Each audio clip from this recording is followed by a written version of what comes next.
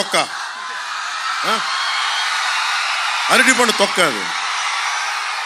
అవును, మనకి వాళ్ళు అరటిపండు తినేసాం, మన ముఖమే తొక్క విసిరేసారు. అరటిపండు తొక్క గవర్నమెంట్ కాకుండా తొక్కలో గవర్నమెంట్ అది. ఆ ఫ్యాన్కి సౌండ్ ఎక్కువ, గాలి తక్కువ ఆ ఫ్యాన్కి.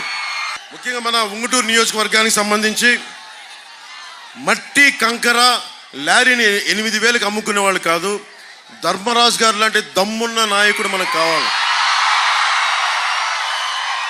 మనకి తాగునీటి రక్షిత నీటి కావాలి అంటే పుట్ట మహేష్ యాదవ్ గారు బలంగా నిలబడతారు.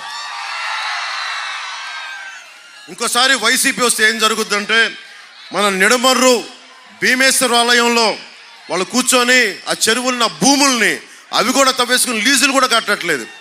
మనకి చాణక్యుడు ఒకటే చెప్తాడు, నువ్వు ఏ డబ్బన్నా తీసుకో కానీ దేవుడు మాన్యాల మీద టచ్ చేసేవా తరాలు ఎగిరిపోతాయి, మీకు గుర్తుపెట్టుకోండి.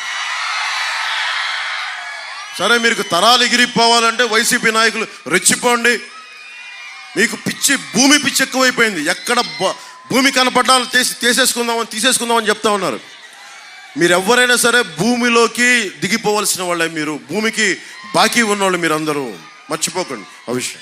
అలాగే కొల్లేరు ప్రాంతంలో ఈ చుట్టుపక్కల చేపల చెరువులు ఎక్కువగా ఉండే ప్రాంతం ఇది.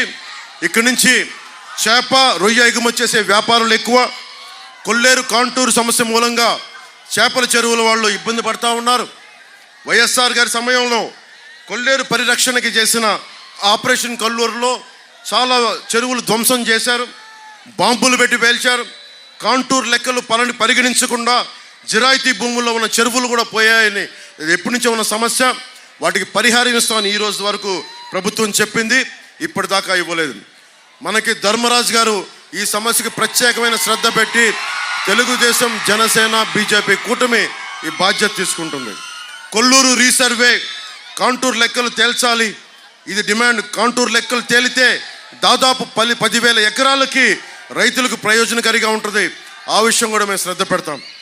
కొల్లేరులో పారిశ్రామిక కాలుష్యం, ఆక్వా మనకి డ్రైనేజ్ వదిలేయడంతో చేపలు కూడా దెబ్బతింటా ఉన్నాయి.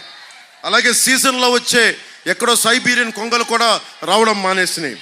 అందుకని ఏదైనా సరే శుద్ధి చేసిన తర్వాతే కొల్లేరులో వదులుతాం అన్న మాట నేను వ్యక్తిగతంగా దీని మీద పోరాటం చేస్తాను.